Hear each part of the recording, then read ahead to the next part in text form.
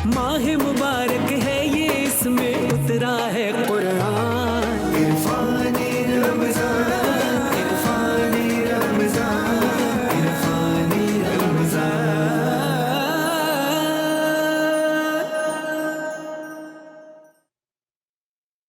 तमाम हम्द अल्लाह के लिए जिसकी मिधा तक बोलने वालों की रसाई नहीं, जिसकी नेमतों को गिनने वाले गिन नहीं सकते, ना कोशिश करने वाले उसका हक अदा कर सकते हैं।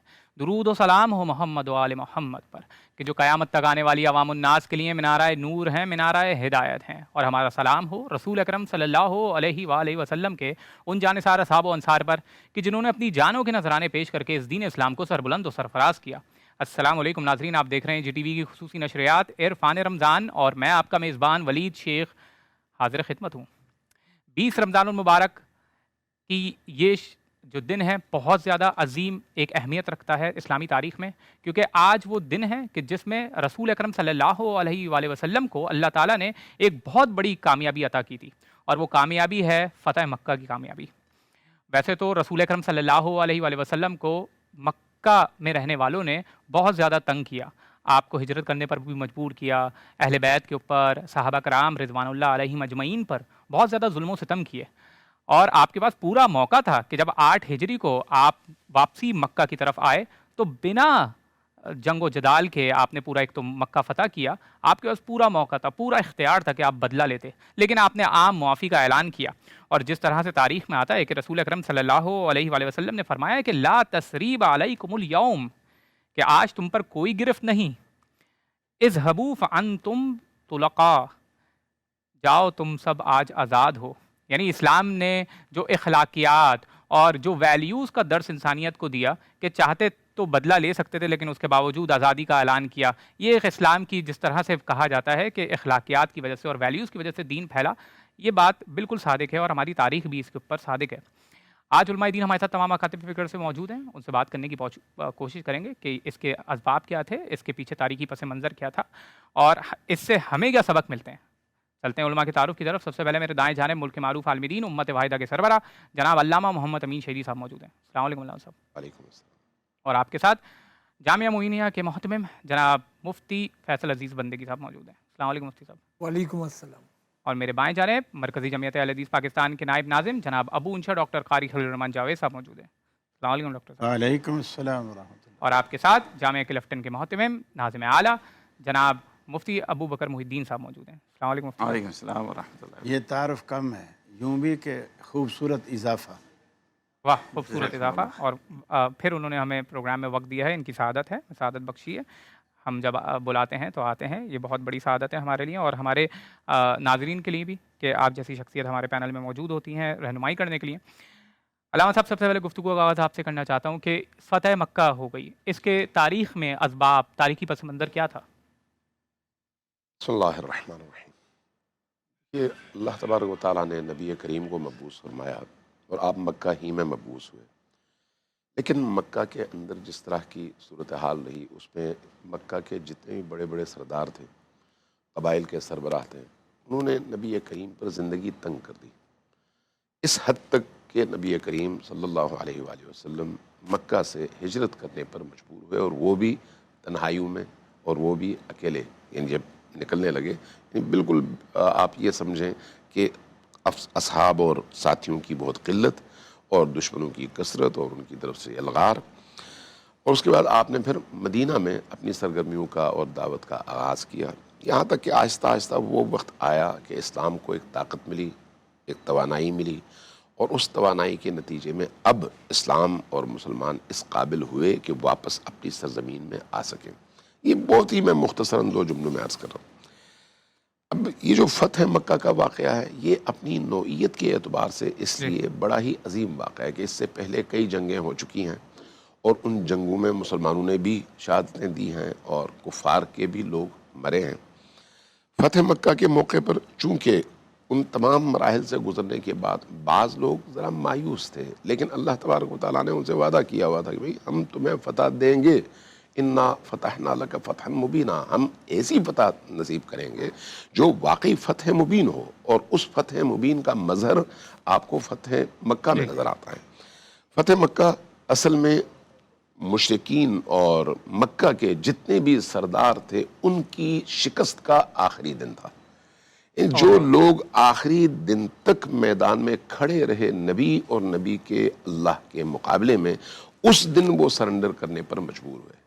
جہاں خود مکہ کی زمین فتح ہوئی، جہاں مکہ کا شہر فتح ہوا، جہاں مکہ کے لوگوں کے دل اور قلوب یا نرم ہوئے یا خوفزدہ ہوئے، وہیں پر وہ جو اصل محرک تھے وہ سرداران قریش تھے، سرداران شرک تھے۔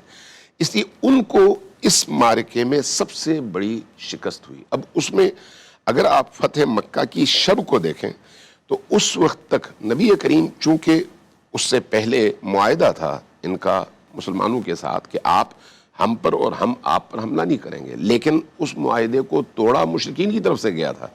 اس بنیاد پر چونکہ توڑا گیا، اب مسلمان آزاد تھے۔ اب جب ان کی طرف سے حملے کا پروگرام بنا تو اس وقت ابو سفیان مسلمان نہیں ہوئے تھے، لہٰذا انہوں نے اپنی آخری کوشش کی، آخری حد تک جا کر، کہ کسی طرح سے اس حملے کو روکا جا سکے۔ اس کے لیے انہوں نے جہاں جہاں ممکن تھا ہاتھ ہلائے، حرکت کی، لوگوں سے ملے، ان کو ترغیب دلائی، لیکن رسول کریم کو نہیں روک سکے۔ یہاں تک کہ روایات میں اور تاریخ میں آیا ہے کہ حضرت علی کے پاس بھی وہ آئے، حضرت فاطمہ الزہرا سلام اللہ علیہا کے پاس بھی، کہ آپ کسی طرح سے رسول اللہ کو روکیں۔ اور امیر المؤمنین نے جواب میں یہ فرمایا کہ رسول اللہ نے جب ارادہ کر لیا ہے تو اب وہ اٹل ہے، اس میں کوئی تبدیلی نہیں آئے گی۔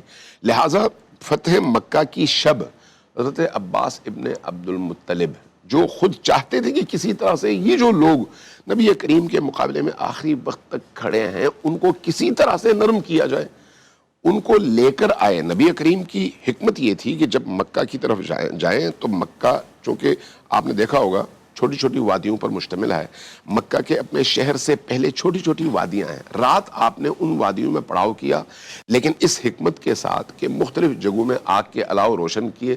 اب اگر کوئی شخص کسی چوٹی پر چڑھ کر دیکھنا چاہتا تو اس کو تا حد نظر آگ کے شعلے نظر آتے اور خیمے نظر آتے، اس سے ایک ہیبت بنی، اور اس ہیبت کی وجہ سے ان مشرکین کے دل دہل گئے۔ یہاں پر حضرت عباس ابن عبد المطلب ابو سفیان کو لے کر ایک ٹیلے پر چڑھے اور دکھایا، اور اس کے بعد پھر ان کو لے کر آئے رسول کریم کی بارگاہ میں۔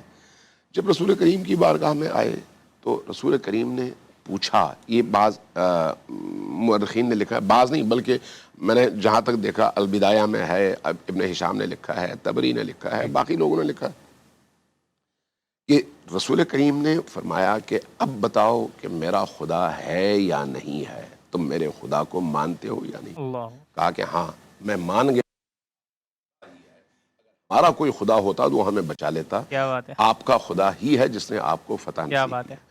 اب اگلا سوال یہ تھا، یہ بھی انہی مورخین نے لکھا ہے، چار بڑے مورخین کو میں نے دیکھا ہے، انہوں نے لکھا ہے کہ بتاؤ کہ میں اللہ کا رسول ہوں یا نہیں۔ کیا بات ہے، یہاں پر جو جواب یہ آیا کہ اس سلسلے میں میرے دل میں ابھی بھی کھٹکا موجود ہے۔ اللہ اکبر، یہ وہ اس رات کی بات ہو رہی ہے۔ اللہ اب اکبر، جب جی دن چڑھا جی، تو حضرت عباس ان کے ساتھ ابو سفیان کے ساتھ ٹیلے کے اوپر ہیں، اور اسلامی یہ لشکر شہر میں داخل ہو رہا ہے۔ ان کی ہیبت، ان کی تعداد، ان کی کثرت اور ان کا جو جاہ و جلال ہے، اس کو دیکھ کر جتنے بھی قریش کے مشرکین تھے سب کے سب مرعوب تھے، ابو سفیان انہی میں سے تھے۔ لہٰذا انہوں نے جب یہ دیکھا تو انہوں نے مخاطب ہو کر حضرت عباس سے کہا کہ تمہارے بھتیجے نے ایک بہت بڑی سلطنت قائم کر لیا ہے، بہت بڑی حکومت قائم کر لی ہے۔ یہاں پر حضرت عباس کا یہ جملہ پھر انہی مورخین نے نقل کیا ہے کہ دوبارہ پلٹ کر کہا کہ یہ نہ کہو کہ یہ سلطنت ہے، یہ رسالت اور نبوت ہے۔ جب یہ کہا تو جواباً کہا ہاں اب تو یہی کہنا پڑے گا۔ اس پس منظر کے ساتھ جب نبی کریم اپنے لشکر کے ساتھ مکہ میں داخل ہوئے تو اب مسلمانوں کے اندر بھی جو کیفیت تھی، ظاہر ہے سب ایک کیفیت کے تو نہیں تھے، انہی کے عزیز یہاں پر قتل ہوئے تھے، انہی کو دربدر کر دیا گیا تھا، انہی کو ان گھروں سے نکال دیا گیا تھا، اس مظلومیت کے عالم میں وہ نکلے تھے۔ تو آج ایک فاتح بن کر آ رہے ہیں تو بعض لوگوں کی زبان سے وہ جملہ نکلا جو نبی کریم کو پسند نہیں ہے کہ آج فتح کا دن ہے، آج ہم ان کو بتائیں گے، آج ہم ان کو اپنی ہیبت دکھائیں گے۔ یعنی میں اپنے الفاظ میں کہہ رہا ہوں، رسول کریم نے اس کی نفی فرمائی اور فرمایا کہ آج مرحمت کا اور رحمت دکھانے کا دن ہے۔ کیا بات ہے، چونکہ جب بڑے لوگ کسی اس طرح کے فتح تک پہنچتے ہیں تو اس کو وہ اللہ کی عطا سمجھتے ہیں اور مخلوقات خدا پر کبھی بھی ظلم نہیں کرتے. لہٰذا نبی کریم نے اس دن کو یوم المرحمہ قرار دیا اور اس کے نتیجے میں پھر ان مشرکین کو، اب ان مشرکین میں بہت سارے لوگ مکہ چھوڑ کر بھاگ چکے تھے، بعض لوگ موجود تھے اور جو موجود تھے وہ بھی تذبذب کا شکار تھے کہ اب ہم کیا کریں، کہاں جائیں. ایسی صورتحال میں آپ نے ایک اعلان فرمایا کہ جو بھی اب کلمہ پڑھے اس کی معافی ہے، عام معافی. کیا بات ہے. نتیجتاً جن لوگوں کے دل میں تذبذب تھا وہ یہاں پر آ کے انہوں نے کلمہ پڑھا اور مسلمان ہوئے اور ان کی جانیں بچ گئیں. انہی میں پھر حضرت ابو سفیان بھی شامل ہیں. ابو سفیان جب مسلمان ہوئے اور اس مرحلے پر آ کر انہوں نے اسلام کو قبول کیا تو نبی کریم کا جو خطبہ ہے، انہی مورخین نے لکھا ہے جن کا میں نے ابھی تذکرہ کیا ہے، وہ یہ کہتے ہیں کہ نبی کریم صلی اللہ علیہ وآلہ وسلم نے اب اس فتح کے بعد ہونے والے مسلمانوں کو طلقاء قرار دیا اور یہ کہا، طلقاء کا مطلب یہ ہوتا ہے، طلقاء اس طلق اور اس کا وہ ہے، اس کا مفہوم جو ہے وہ یہ ہے کہ جس کو احسان کر کے آزاد کر دیا جائے. تو فرمایا انتم الطلقاء، اب تم لوگ آزاد ہو. اس لیے آزاد ہو کہ یہ اسلام کی رحمت کا اظہار ہے. لہٰذا اس رحمت کا اظہار نبی کریم نے ابو سفیان کے حوالے سے یہ کیا کہ فرمایا کہ جو کعبۃ اللہ کے پردے سے لٹک جائے اور کعبہ کے حرم میں داخل ہو جائے وہ بھی امن میں ہے، جو اسلام قبول کر لے وہ بھی امن میں ہے، اور جو ابو سفیان کے گھر چلا جائے وہ بھی امن میں ہے. لہٰذا اس طرح سے بغیر کسی بڑی جنگ اور خون خرابے کے مکہ فتح ہوا اور اسلام کو اللہ تبارک و تعالیٰ نے وہ نصرت عطا کی جو بے نظیر تھی. بے شک. قاضی صاحب، صلح حدیبیہ سے فتح مکہ کا کیا تعلق ہے اور اس نے کس طرح سے اس کا راستہ ہموار کیا ہے؟ جزاک اللہ. صلح حدیبیہ میں سب سے پہلا فائدہ تو مسلمانوں کو یہ ہوا چونکہ اسی موقع پر اللہ نے انا فتحنا لک فتح مبینہ کی بشارت دے دی تھی، جبکہ صحابہ سارے پریشان تھے اور یہ فلسفہ صلح کا صحابہ کرام کی سمجھ میں نہیں آ رہا تھا. وجہ یہ تھی کہ رسول اکرم صلی اللہ علیہ وسلم نے کفار کی ساری شرطیں مان لی اور کفار نے مسلمانوں کی کوئی شرط نہیں مانی. تو صحابہ کرام یہ سمجھ رہے تھے کہ اس کا مطلب یہ ہوا کہ ہم نے بالکل نیچے لگ کے ہر چیز ان کی تسلیم کی ہے. ایک ایمانی غیرت تھی. چنانچہ اسی موقع پر سیدنا عمر فاروق رضی اللہ تعالیٰ عنہ سوال کر بیٹھے، اللہ کے رسول کیا ہم حق پر ہیں اور یہ جھوٹے ہیں؟ آپ نے فرمایا اس میں کیا شک ہے؟ فرمایا اگر ہم ان سے لڑ پڑیں اور ہم مارے جائیں ہم جنتی ہیں؟ آپ نے فرمایا اس میں کیا شک ہے؟ اگر وہ مارے جائیں وہ جہنمی ہیں؟ آپ نے فرمایا یہی بات ہے. پھر عرض کی کہ پھر اللہ کے رسول کیا وجہ ہے کہ ہم ساری شرطیں ان کی بالکل دب کر ہم مانے چلے جا رہے ہیں؟ یہ تو گویا اسلام کی توہین ہو رہی ہے. نبی کریم صلی اللہ علیہ وسلم نے حضرت عمر کی تسلی صرف ایک جملے سے کرائی. کہا کہ عمر میں اللہ کا رسول ہوں، تو اللہ کا رسول نہیں ہے. یہ اشارہ اس طرف تھا میں جو فیصلے کر رہا ہوں یہ میرے ذاتی فیصلے نہیں ہیں، یہ اللہ مجھ سے یہ فیصلے کرا رہا ہے. میری نگاہ جو دیکھ رہی ہے عمر، تمہاری نگاہ وہاں تک نہیں جا رہی. چنانچہ پھر بھی حضرت عمر کی تسلی نہیں ہوئی. ابو بکر صدیق کے خیمے میں گئے، وہاں بالکل وہی بات کی جو رسول اللہ کے سامنے کی تھی. ابو بکر صدیق نے حالانکہ رسول اللہ کی بات سنی نہیں تھی، سیم وہی جواب دیا، عمر اس میں پریشانی کی کیا بات ہے؟ وہ اللہ کا رسول ہے، ہم اللہ کے رسول نہیں ہیں. وہ جو کچھ کر رہے ہیں اللہ کی وحی سے کر رہے ہیں. تو پھر اللہ تعالیٰ نے حضرت عمر کو بھی شرح صدر عطا کر دی. اب اس معاہدے سے یہ فائدہ ہو گیا مسلمانوں کو کہ کچھ پنپنے کا موقع مل گیا، ادھر مدینے آ کے یہودیوں سے بھی معاہدے کا موقع مل گیا اور کھل کر ایک تیاری کا ایک موقع مل گیا. پھر جیسا کہ شہیدی صاحب نے فرمایا کہ یہ معاہدہ توڑا بھی انہی کی طرف سے گیا. جب ان کی طرف سے توڑا گیا تو پھر اب مسلمان آزاد تھے، اب ان کو سزا دینے پر بھی تیار تھے. ٹھیک 20 رمضان کو تقریباً یہ ہجرت کا 8واں سال تھا، اللہ کے رسول نے صحابہ کرام کو تیار کیا اور آپ آئے.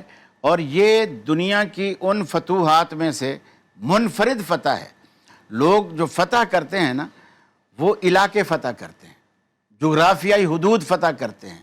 ان کا جھنڈا آج یہاں لگا ہوا ہے تو کل وہاں جا پہنچے گا، وہ سارا علاقہ ان کے علاقے میں آ گیا. لیکن فتح مکہ میں اللہ کے رسول نے علاقے فتح نہیں کیے، لوگوں کے دل فتح کیے، دل جیتے. تسخیر دل جو ہے یہ فتح مکہ سے آپ کو حاصل ہوئی. پھر آپ صلی اللہ علیہ وسلم نے بغیر جنگ و جدال کے، بغیر قتال کے آپ آئے، اور حالانکہ جب فاتح قوم کسی بھی علاقے میں داخل ہوتی ہے تو بڑے فخر، غرور اور تباہی مچاتی ہوئی آتی ہے، علاقوں کے علاقے تباہ، گھر تباہ، لوگوں کی عصمتیں تباہ، قتل و غارت، بچے، مرد، عورت سب تباہ ہو جاتے ہیں۔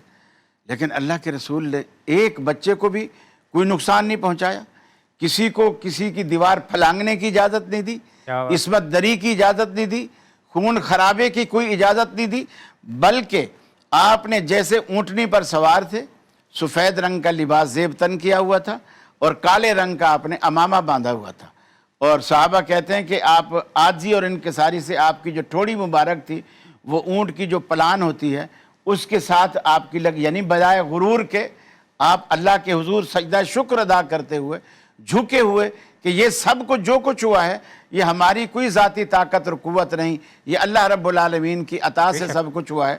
پھر حضرت سعد بن عبادہ نے جب یہ منظر دیکھا، ایک ہوتا ہے فطری طور پر کہ یار ان لوگوں نے ہمیں یہاں سے نکالا تھا، کسی کو یاد آیا ہمارے بچے چھین لیے تھے، کسی کو یاد آیا اس نے ہمارا پیسے چھین لیے تھے، بے یار و مددگار یہاں سے نکالا تھا، دل میں خیال آیا کہ آج تو ہم فاتح ہیں اور یہ لوگ کفر دم دبا کے بھاگ رہا ہے اور ہم تو ان سے خوب بدلہ لیں گے۔ تو سعد بن عبادہ کے منہ سے نکل گیا الیوم یوم کیا الفاظ سے؟ بدلہ لینے کا دن ہے، ہاں، ملحمہ۔ الیوم یوم الملحمہ، جزاک اللہ، بارک اللہ فی العلم، الیوم یوم الملحمہ، آج تو بدلے کا دن ہے۔ نبی کریم کے کانوں سے یہ آواز ٹکرائی تو آپ کو دکھ ہوا، حالانکہ یہ بات دشمنوں کے لیے تھی لیکن آپ کو دکھ ہوا۔ آپ نے فرمایا یہ بات کس نے کہی؟ سعد آگے اللہ کے رسول میں نے عرض کی، فرمایا کہ یہ نہیں، آج الیوم یوم المرحمہ، آج رحمت کا دن ہے، مہربانی کا دن ہے، شفقت کا دن ہے۔ اعلان کرو لا تثریب علیکم اليوم، کہ تم پر کوئی پکڑ دھکڑ نہیں۔ یہ وہ اعلان تھا جب یوسف علیہ السلام نے بھائیوں کو پہچان لیا تھا مصر کی دربار میں اور وہ ڈرے کھڑے تھے، تو یوسف علیہ السلام نے کہا لا تثریب علیکم اليوم، تم نے تو مجھے کنویں میں دھکا دیا تھا، میں ایسا بدلہ نہیں لوں گا تم سے، گھبراؤ نہیں، آج عام معافی کا اعلان۔ کیا بات ہے۔ صحابہ حیران، اللہ کے رسول انہوں نے سمیہ کو تو لخت کیا، خبیب کو سولی پر چڑھایا، بلال کو انگاروں پہ لٹایا، آپ سجدہ کرتے تو اوجڑی بدبخت لا کر اوپر ڈال دیتے، کس قدر صحابہ کو اذیت دی، آپ نے ایسے ان کے سارے مظالم بھلا دیے۔ آپ نے فرمایا نہیں، میں ذہن کا اتنا کچا نہیں ہوں، نہ حافظے کا اتنا کچا ہوں، مجھے وہ باتیں اس طرح یاد ہیں جیسے کل کی نہیں آج کی بات ہو، بس یہ اپنے اپنے ظرف کی بات ہے۔ میں بھی مجبور ہوں، یہ بھی مجبور ہیں، میں یہ ستانے کے عادی ہیں اور میں معاف کرنے کا عادی۔ سبحان اللہ، سبحان اللہ۔ کیا تاریخ ہے اسلام کی کہ کس طرح سے رحمت کا اور صبر کا اور استقامت کا مظاہرہ کیا ہے اور کس طرح سے درگزر کا مظاہرہ کیا ہے۔ آج ہم جنگوں میں دیکھتے ہیں کہ ہمارے ساتھ کیا کیا ہو رہا ہے۔ بہرحال اسلام کی تعلیمات بالکل واضح ہیں۔ ایک چھوٹا سا بریک لیتے ہیں، بریک کے بعد دوبارہ حاضر ہوتے ہوئے مزید علماء سے گفتگو کرتے ہیں۔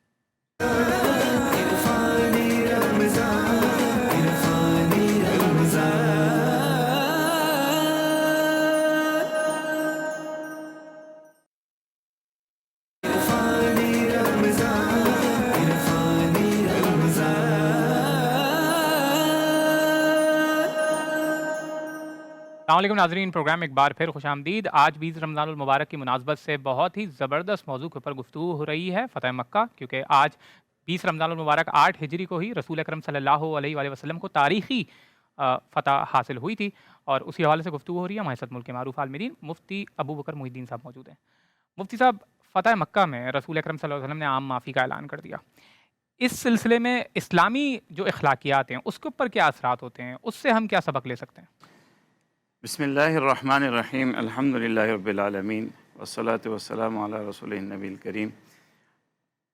دیکھیے، جو فتح ہے، جس طرح علامہ صاحب نے، قاری صاحب نے فرمایا کہ اللہ تبارک و تعالیٰ نے صلح حدیبیہ کے موقع پر بھی انا فتحنا لک فتحا مبینا، وہاں بھی اسے فتح سے تعبیر کیا، اور حضرت عبداللہ ابن مسعود رضی اللہ تعالیٰ عنہ ایک موقع پہ فرماتے ہیں اپنے مخاطبین سے کہ تم فتح مکہ کو جانتے ہو اور ہم فتح جو ہے وہ صلح حدیبیہ کو شمار کرتے ہیں، تم اور ہم سے مطلب صحابہ کی جماعت اور تابعین کی جماعت۔ تو صحابہ کی جماعت فتح جو ہے وہ صلح حدیبیہ کو سمجھتی ہے، اور قرآن مجید بھی صلح حدیبیہ کے بعد فتح مبین۔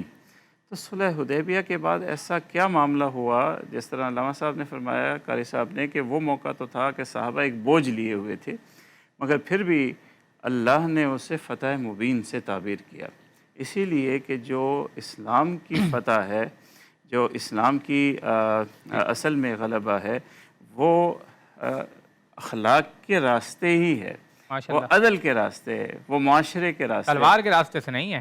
تلوار بھی اس کا ایک حصہ ہے، مگر اس کا بنیاد جو ہے وہ عدل ہے، وہ اس کا اخلاق ہے۔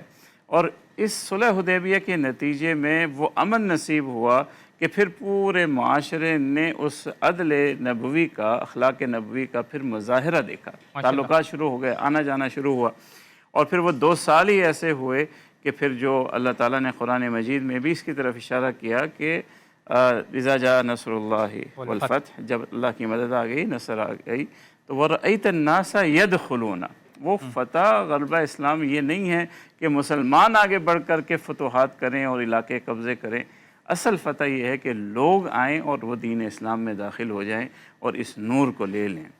تو یہ جو فتح ہے، جسے فتح مبین قرار دیا گیا ہے، یہ بغیر اخلاق نبوی کے، بغیر عدل کے، بغیر انصاف کے، بغیر مساوات کے، بغیر معاشرے کے ممکن ہی نہیں تھی۔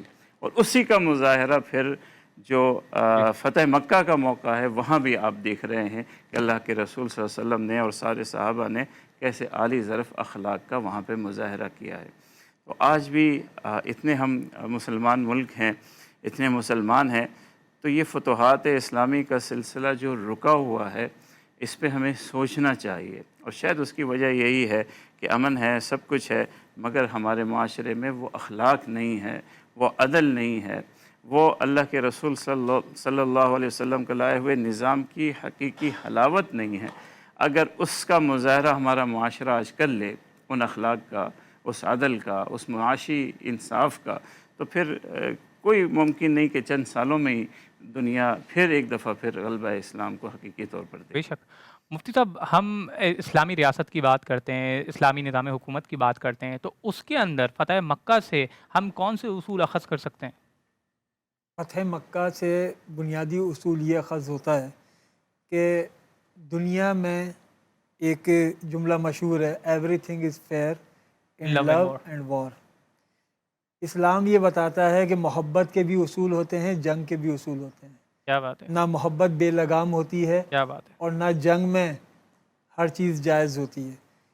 اسلام یہ بتاتا ہے کہ جو اسلامی ریاست ہے، جی اس میں حاکمیت اعلیٰ اللہ کی ہوتی ہے، اور جو فتح مکہ کے موقع پر جی رسول اکرم علیہ الصلوۃ والسلام نے جو خطبہ ارشاد فرمایا، اس خطبے کی جو پہلی شق تھی وہ اللہ کی حاکمیت اعلیٰ کا اعلان تھا۔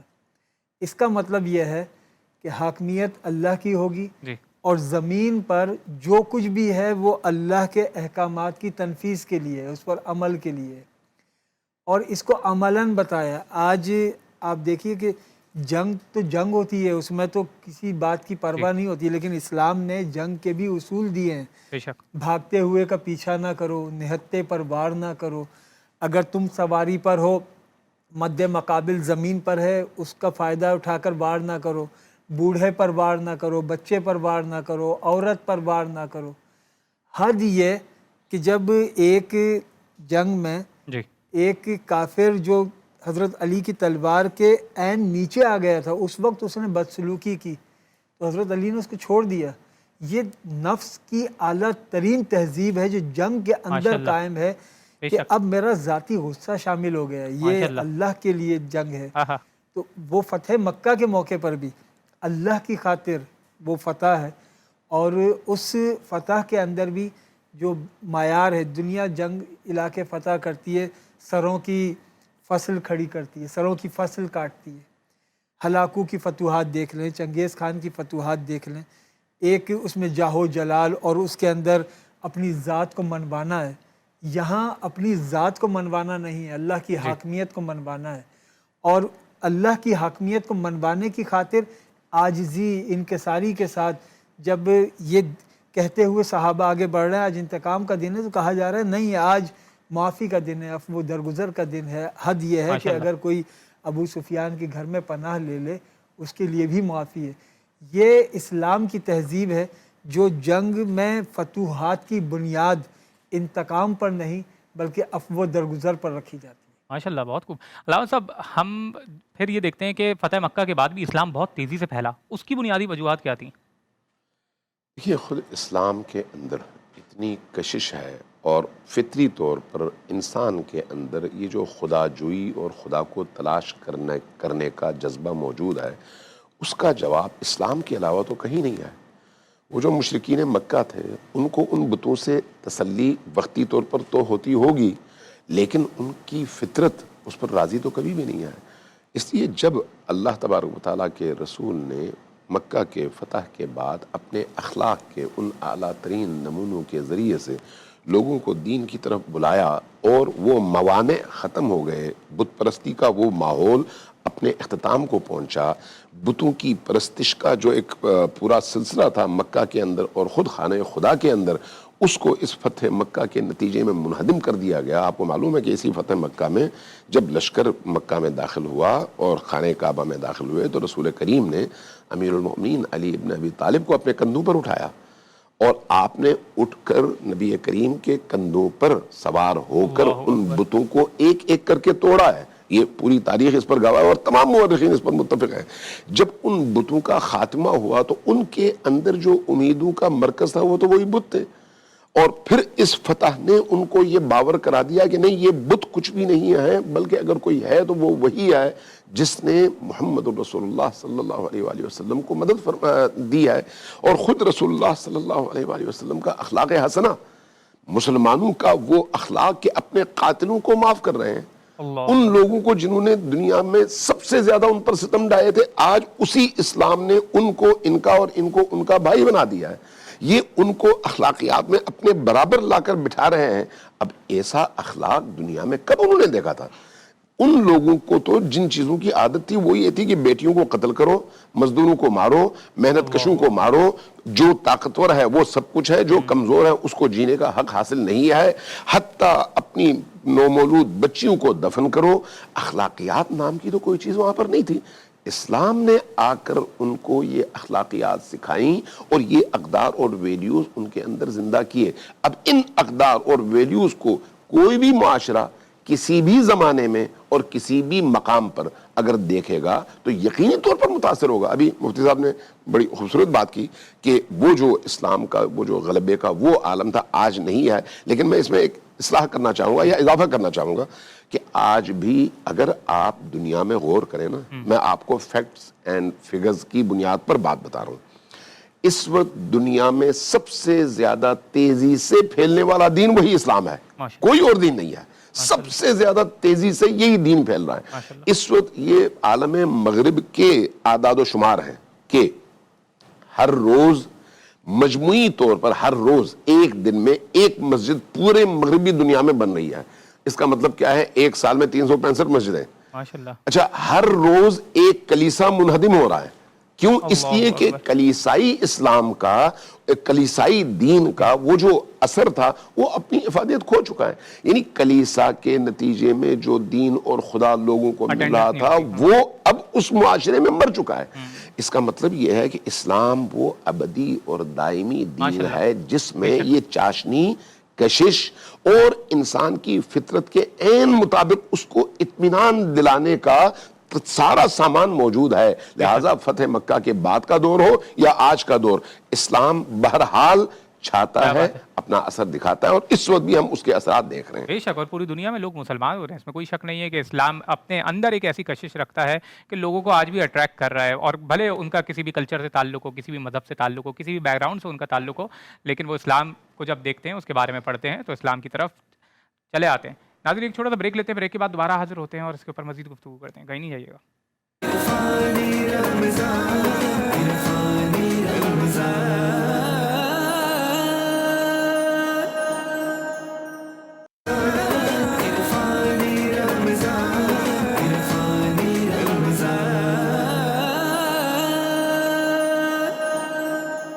السلام علیکم ناظرین، پروگرام ایک بار پھر خوش آمدید. آج فتح مکہ کے حوالے سے گفتگو ہو رہی ہے. ہمارے ساتھ ملک معروف मुमताज़ आलिम दीन अबूंशा डॉक्टर कारी खलील रहमान जावेद साहब मौजूद हैं। डॉक्टर साहब, रसूल अकरम सल्लल्लाहु अलैहि वसल्लम जिस दिन फ़तह मक्का हुई और आप दाखिल हुए, आपने जिस तरह से वाक़या भी सुनाया है कि हज़रत अली को अपने कंधे पे सवार करके बुतों को तोड़ा, लेकिन आज हमारे जदीद माशरे में जो जदीद बुत हैं, यानी नफसानी बुतों की हम बात करते हैं, हम जाहो जलाल की बात करते हैं, गुरूर, तकब्बुर, ये नफसानी ख्वाहिशात, ये जो अब बुत बन के हमारे नफ्स के अंदर सवार हो गए, इनको कैसे तोड़ा जाए? उसी तरह तोड़ा जाए। दर हकीकत हमने सिर्फ पत्थर के बुतों को ही बुत का नाम दिया हुआ है। ये जो बिरादरी है ये भी एक बहुत बड़ा बुत है, वतन भी एक बुत है, दौलत, माल व दौलत, ज़र, ये भी एक बुत है, जन भी एक बुत है, इसी से तो रन मुरीद कहलाता है बंदा। तो यानी बुतों की कई अकसाम हैं। हमारे जहन में बस ये बात बैठी हुई है कि बुत पत्थर के बुत होंगे, उनको सजदा करना, ये बुत परस्ती है। बाकी हम ज़हनी तौर पर कुछ भी, हत्ता कि और कुछ भी ना होना, आदमी हर चीज़ में अपने जहन को, अकल को, दिमाग को आगे रखे कि भाई मेरी तो समझ में जो आएगा मैं वो करूँगा, तो अल्लाह ताला उसको भी कहता है जहन परस्ती, उसको भी वही बुत कहता है, जहन को भी। मन अदल्लु मिम्मन इत्तबा हवा, उससे बड़ा गुमराह कौन है जो पैरवी करता है अपनी ख्वाहिशात की। तो पहली बात यह है कि फ़तह मक्का से हमें जो कुछ हासिल होता है ना, मैं समझता हूँ कि आजकल जो जंगी हालात हैं, अगर आप इजाज़त दें वलीद भाई, तो मैं फ़तह मक्का के तनाजुर में इन हालात को भी थोड़ा देखना चाहता हूँ। रसूल अकरम सल्लल्लाहु अलैहि वसल्लम ने जब मक्का फ़तह हो गया जी, और कुफ्र दुम दबाकर भाग गया, उस वक्त आप सल्लल्लाहु अलैहि वसल्लम ने 4 बड़े ऐलानात किए। एक ऐलान ये किया कि मन दखला फ़ी दार अबी सुफियाना फ़हु आमिन, जो हज़रत अबू सुफियान रज़ी अल्लाह ताला अन्हु के घर में दाखिल हो जाए उसको अमन है। यानी जो उस वक्त पहले जानी दुश्मन है, अब उसी के घर को जाए पनाह दी जा रही थी। ये अखलाक की आला तरीन मिसाल थी। फिर आपने फरमाया मन दाखिला फ़ी बैती, जो अपने ही घर में दाखिल हो जाए फ़हु आमिन, उसको भी अमन है। मन दाखिला फ़िल मस्जिद, जो बैतुल हराम में दाखिल हो जाए मस्जिद में, उसको भी हराम है। और जो शख्स कलमा तैयबा पढ़ ले यानी मुसलमान हो जाए, उसको भी अमन है, उसको भी हम कुछ नहीं कहेंगे। लेकिन ये इतना आम माफ़ी का ऐलान करने के बावजूद आपने कुछ लोगों के नाम लिए जिनमें सर फहरिस्त अब्दुल्ला बिन क़त्ल थे। फरमाया ये लोग तुम्हें बैतुल्लाह के गिलाफ के पीछे भी छुपे हुए मिले तो इनको कत्ल कर, अल्लाहु अकबर, वहीं कत्ल कर दो। अब इससे ये जाहिर होता है कि आम माफ़ी के बाद भी हर जुर्म माफ़ नहीं होता और हर शख्स काबिल माफ़ी नहीं होता। बाज़ लोगों के जराइम इस कदर बड़े होते हैं और इस कदर संगीन होते हैं कि माफ़ी उनके लिए कोई माने नहीं रखती, और माफ़ी से फिर मजलूमों की हक तलफी होती है।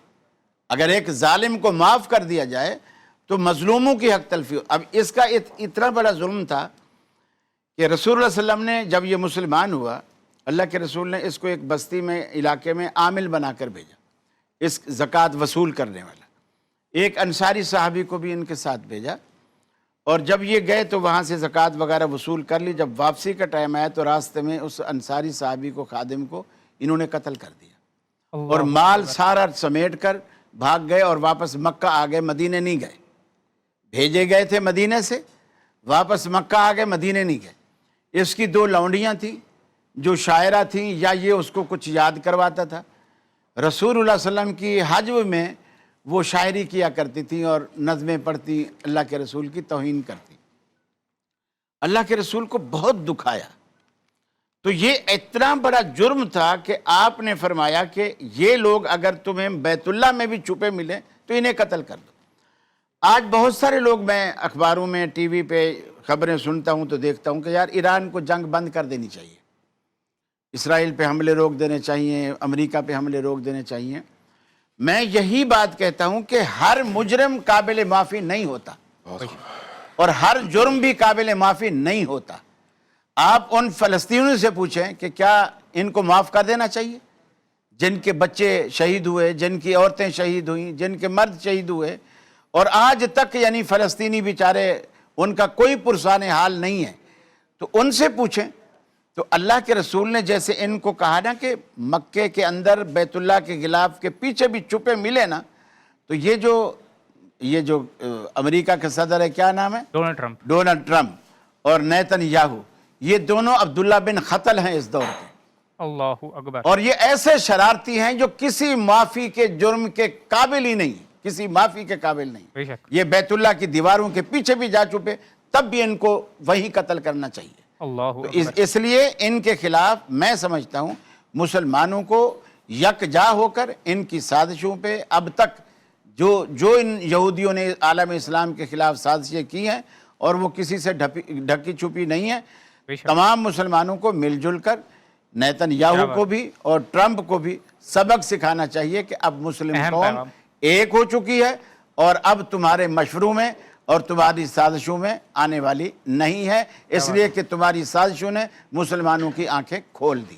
کیا بات ہے، کیا بات ہے. مفتی صاحب، ہم جب فتح مکہ کے بارے میں بات کرتے ہیں تو وہاں پر ظاہر ہے منافقین کا بھی ایک گروہ تھا، ایک یہود و ہنود کا بھی، یہودیوں کا بھی گروہ تھا، عیسائیوں کا بھی گروہ تھا. ان کا کیا ری ایکشن تھا فتح مکہ کے اوپر؟ مکہ کی آبادی میں تو ایسا کوئی اتنی بڑی آبادی نہیں تھی، مگر مدینہ منورہ کے اطراف میں یہ سارے موجود تھے، اور وہ پہلے نبی کریم صلی اللہ علیہ وسلم ان سب سے نمٹ چکے تھے. وہ سارے معاملات حضور صلی اللہ علیہ وسلم نمٹا چکے تھے، معاہدے بھی ہوئے، پھر ان کا اخلاء بھی ہوا، وہ سارے واقعات ہو چکے تھے. گویا کہ فتح مکہ وہ آخری سمجھے کہ قلعہ تھا جو رہ گیا تھا مخالفت کا، جو اس وقت نبی کریم صلی اللہ علیہ وسلم نے سر فرمایا، اور پھر اس کے بعد پوری یعنی ایک نشانی کے طور پر فتح کی یہ ظاہر ہوا، جو حضور صلی اللہ علیہ وسلم پے در پے کرتے چلے آ رہے تھے مختلف محاذات پر. تو نبی کریم صلی اللہ علیہ وسلم کی پوری زندگی جو ہے، جس طرح کہ ابھی قاری صاحب فرما رہے تھے، امت کے لیے ایک راہ عمل ہے، اور ہمیں ہر معاملے میں اللہ کے رسول صلی اللہ علیہ وسلم کے اسوہ کو اپنانا چاہیے، اور بحیثیت امتی بھی. اور ایک چیز کا ہمیں ضرور اس معاملے میں خیال رکھنا چاہیے کہ حضور صلی اللہ علیہ وسلم ریاست بھی ہیں، حضور صلی اللہ علیہ وسلم حاکم بھی ہیں، حضور صلی اللہ علیہ وسلم معاشرے کے ایک عام فرد بھی ہیں، والد بھی ہیں. ہمیں یہ تمیز ہونی چاہیے کہ ہمیں کس اسوہ پہ عمل کرنا ہے، حضور صلی اللہ علیہ وسلم کے کس اسوہ کا عمل ہمارے لیے ہے، ہمیں اس پہ عمل کرنا ہے. ہمارے یہاں خلط ملط ہو گیا ہے، حکمران جو ہیں وہ عام معاشرے کے فرد والے اسوہ کو لے کے بیٹھ جاتے ہیں کہ یہ ہماری ذمہ داری ہے، عوام جو ہیں وہ حاکم اور ریاست کی ذمہ داریوں کو اٹھا لیتے ہیں کہ یہ ہماری ذمہ داری ہے. تو یہ ایک اس وقت کا امت مسلمہ کا ایک بہت بڑا مسئلہ ہے. معاشرے کے جس فرد کی جو ذمہ داری ہے حضور کے اسوہ کی روشنی میں، وہ اسے چھوڑ کر کے کسی اور اسوے کو اپنے لیے لائے عمل سمجھ رہا ہے، وہ پورا ایک خلط ملط ہوا ہے. تو نبی کریم صلی اللہ علیہ وسلم کا اسوہ ہے. ہمیں امت مسلمہ کو اس وقت میں سب سے پہلے، ایک عام مسلمان اس وقت بہت پریشان ہے، اختیار میں اس کے کچھ نہیں ہے، تکلیف دہ انتہائی ہے، کیا کرے وہ؟ سب سے پہلے ہمیں اپنے معاشرے میں، اپنے ملک میں ایک ایسا نظام قائم کرنا چاہیے جو حضور کے اسوہ کے مطابق آگے بڑھے. جب آپ ایک پورا معاشرہ ایسا بنا لیں گے، وہ پھر جا کر کے کوئی خدمات اس طرح کے بڑے تحفظ کی پورے عالم اسلام کی وہ کر سکے گا. جب آپ اپنے ہی ملک کو تباہ و برباد کر دیتے ہیں، نہ یہاں کوئی نظام ہے، حکمران آپ اپنے دیکھیں، آپ کے اسمبلیوں میں بیٹھے ہوئے ممبران آپ دیکھیں، آپ اپنے تاجر کو دیکھیں، اس طرح کے ایک افراتفری کے ایک مجموعہ جو آپ نے جمع کر رکھا اپنے ملک میں، ایسے معاشرے کو لے کر کے آپ کیا فتوحات کر سکتے ہیں، کیا خدمت انجام دے سکتے ہیں؟ بالکل. مفتی صاحب، ہم اپنے معاشرے میں دیکھتے ہیں کہ انتہا پسندی، شدت پسندی حد سے زیادہ بڑھ گئی ہے. رسول اکرم صلی اللہ علیہ وآلہ وسلم آج خاص طور پہ اس مناسبت سے، فتح مکہ کی مناسبت سے، ہم دیکھتے ہیں کہ عام معافی کا اعلان ہو رہا ہے. کیا درس ہے؟ ہم اتنے زیادہ بھٹک کیوں گئے ہیں؟ انتہا پسندی ان معنوں میں تو ہر مسلمان میں ہونی چاہیے کہ وہ اپنے عقائد، نظریات اور اس کی تنفیذ کے لیے وہ مزاج میں انتہا پسند ہو، لیکن وہ اس انتہا پسندی کے جو ہمارے معاشرے میں مروجہ مفہوم ہے پھر اس سے تو وہ اچھا مسلمان ہوا. یعنی انتہا پسندی سے مراد وہ کہ جو ہمارے معاشرے میں جنونیت اور ہجوم کی شکل میں جو کام کیے جاتے وہ تو بالکل یہ ظاہر وہ تو لائق مذمت ہے کہ آپ اپنا نظریہ کسی کے اوپر جبراً مسلط کریں، وہ تو اسلام کی منشا بھی نہیں ہے۔ یہ جو فتح مکہ ہے، یہ فتح مکہ یہ بتاتی ہے کہ اقوام عالم کے سامنے دین کو پیش کیسے کرنا ہے۔ آہا یعنی آپ یہ دیکھیے، ایک دور ہے 13 سالہ، اس میں ہر ظلم ہے، جبر ہے، ستم ہے، حبشہ ہجرت ہے، پھر حبشہ ہجرت ہے، شیب ابی طالب میں ایام محصوری ہیں 3 سال، لیکن تلوار نہیں اٹھائی جا رہی۔ کیوں؟ اس لیے کہ ابھی ایک تربیتی نظام چل رہا ہے، ابھی صرف دعوت دی جا رہی ہے، دعوت دعوت دعوت۔ ہجرت کے بعد، دعوت کے بعد جو قوت جمع ہوئی ہے اس کو منظم کیا جا رہا ہے، اس کی تربیت کی جا رہی ہے، اس کی اخلاقی تربیت، شعوری تربیت، دینی احکامات سے ان کو آگہی دلائی جا رہی ہے۔ یہ تربیتی نظام چل رہا ہے۔ اس کے ساتھ اب وہ جو مکی زندگی میں ظلم سہنا تھا لیکن تلوار اٹھانے کی اجازت نہیں تھی، غزوہ بدر نے پھر وہاں سے ٹرننگ پوائنٹ دیا امت کو کہ اب یہاں سے تلوار بھی اٹھاؤ، اب صبر کے نہیں، اب تم جہاد کے راستے میں بھی آگے بڑھو۔ اور پھر ماشاءاللہ۔ اس کا ثمر یہ نکلا کہ جب ماشاءاللہ۔ تلوار بدر میں اٹھی ہے تو مکہ بغیر تلوار کے فتح ہوا ہے۔ کیا بات ہے، مکے کی فتح نے بتایا کہ اسلام کا مزاج کافر کو قتل کرنا نہیں ہے، کافر کے اندر کے کفر کو قتل کرنا ہے۔ کیا بات ہے، ماشاءاللہ، بہت خوب۔ فتح مکہ کے حوالے سے بہت ہی خوبصورت آج گفتگو رہی، اور ہم نے ظاہر اسلامی تعلیمات میں یہ ایک روشن ہماری تاریخ ہے اور ایک واقعہ ہے کہ جس سے ہمیں بہت زیادہ سبق ملتا ہے، اور ہم کسی کے بھی سامنے یہ پیش بھی کر سکتے ہیں کہ ہماری تاریخ رحمت کی تاریخ ہے، معافی کی تاریخ ہے، ہماری تاریخ میں امن ہے، ہماری تاریخ میں جنگ و جدال نہیں ہے۔ ہم نے جس طرح سے ہماری تاریخ میں فتوحات ہوئی ہیں، جس طرح سے فار ایگزامپل ہم پر اس طریقے کی باتیں کی جاتی ہیں، ہماری تاریخ میں یہ بات بالکل شاہد ہے، وٹنس ہے اس بات کی کہ ہم نے رحمت کا راستہ، امن کا راستہ اختیار کیا ہے، اور آج بھی ہمارے معاشرے میں امن کا راستہ اختیار کرنے کی ضرورت ہے۔ ناظرین، پھر کسی نئے موضوع کے ساتھ آپ کے سامنے حاضر ہوں گے، تب تک کے لیے اپنے میزبان کو تو دیجیے اجازت، لیکن فرحان علی وارث بھائی ایک چھوٹے سے بریک کے بعد دیگر مہمانوں کے ساتھ دسترخوان پہ آپ کا انتظار کریں گے۔ تب تک کے لیے کہیں نہیں جائیے گا، یہیں پہ رہیے گا، ایک چھوٹا سا بریک۔ عرفانی رمضان، عرفانی